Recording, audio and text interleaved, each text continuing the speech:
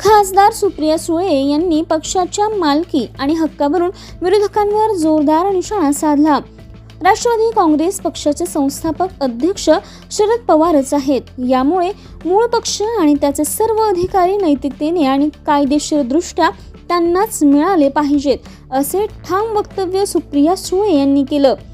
पक्ष कुणाला सोपवायचा किंवा यापुढे कुणाकडे द्यायचा हा पूर्णपणे शरद पवारांचाच अधिकार असल्याचंही त्यांनी स्पष्ट केलं।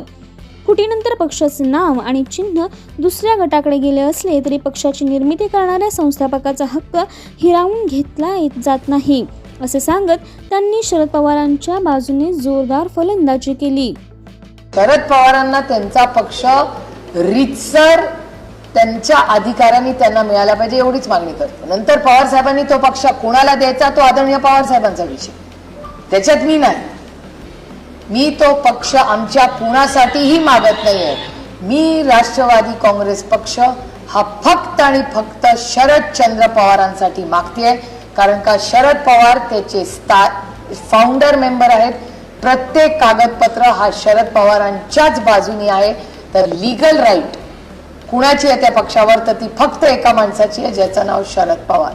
त्याच्यानंतर त्यांनी तो पक्ष कुणाला द्यावा, त्याचं काय करायचं हा अधिकार त्यांना आहे ना ॲज अ प्रेसिडेंट।